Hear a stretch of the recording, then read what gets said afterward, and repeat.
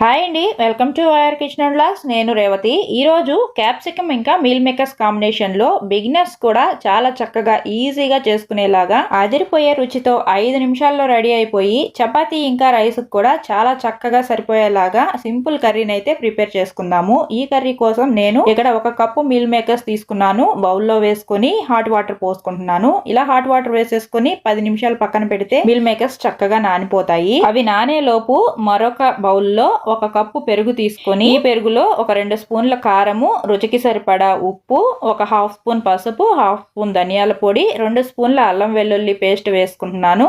తర్వాత ఇలా ముక్కలుగా కట్ చేసుకున్న ఒక 2 పెద్ద ఆనియన్స్ ని వేసుకుంటున్నాను. తర్వాత ఇదే సైజులో కట్ చేసుకున్న 2 టమోటాలని, ఒక పావు కేజీ క్యాప్సికమ్ ని కూడా ఇలా ముక్కలు చేసుకొని వేసుకుంటున్నాను.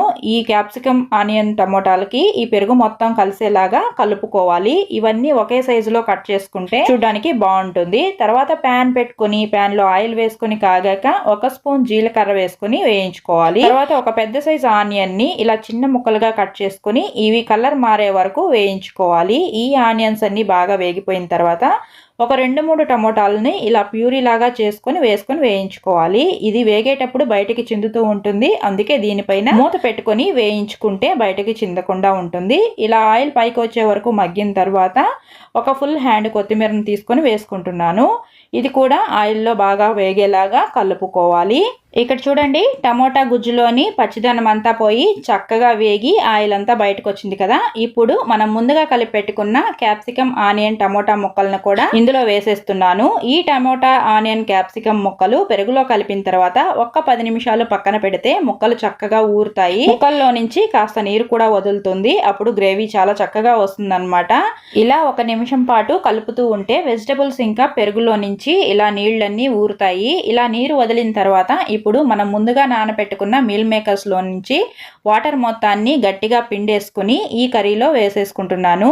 మీల్ మేకర్స్ ని వాటర్ పిండకుండా వేస్తే ఈ కర్రీలోని నీటిని పీల్చుకోవు, అప్పుడు చప్పగా ఉంటాయి. ఇలా గట్టిగా పిండుకొని వేసుకుంటే ఈ జ్యూసెస్ అంతా పీల్చుకొని చాలా రుచిగా ఉంటాయి. ఇలా 1 నిమిషం పాటు కలుపుకున్న తర్వాత మూత పెట్టుకొని 1 నిమిషం బాగా మగ్గించుకుంటే మీల్ మేకర్స్ కి ఉప్పు, కారం అది చక్కగా పట్టుకుంటుంది. ఇప్పుడు ఇందులో 2 స్పూన్ల చికెన్ మసాలా పౌడర్ చల్లుకోండి. గ్రేవీకి మంచి కన్సిస్టెన్సీ రావడంతో పాటు కర్రీకి చాలా మంచి టేస్ట్ కూడా వస్తుంది. క్యాప్సికమ్ మన ఆరోగ్యానికి చాలా మంచిది. చాలా మందికి దీని స్మెల్ నచ్చదు. మీకు నచ్చుతుందో లేదో కామెంట్ లో చెప్పండి. నచ్చితే రెగ్యులర్ గా ఎలాంటి రెసిపీస్ లో క్యాప్సికమ్ ని యూస్ చేస్తారో కూడా కామెంట్ చేయండి. ఇప్పుడు ఇందులో 1 గ్లాస్ వాటర్ కూడా వేసుకున్న తర్వాత మళ్ళీ ఒకసారి కలిపేసుకుని సాల్ట్ సరిపోయింది లేనిది చెక్ చేసుకుని అడ్జస్ట్ చేసేసుకుని మూత పెట్టుకుని మీడియం ఫ్లేమ్ లో ఒక 2 నిమిషాలు మగ్గించుకుంటే చక్కగా ఆయిల్ పైకి తేలి ఉడికిపోతుంది. ఇలా ఆయిల్ తేలిన తర్వాత పైన నుంచి కొంచెం కొత్తిమీర చల్లుకుని సర్వింగ్ బౌల్లోకి సర్వ్ చేసుకుంటే చపాతీ ఇంకా రైస్ లోకి సరిగ్గా సరిపోయే ఒక సింపుల్ కర్రీ అయితే రెడీ అయిపోయింది.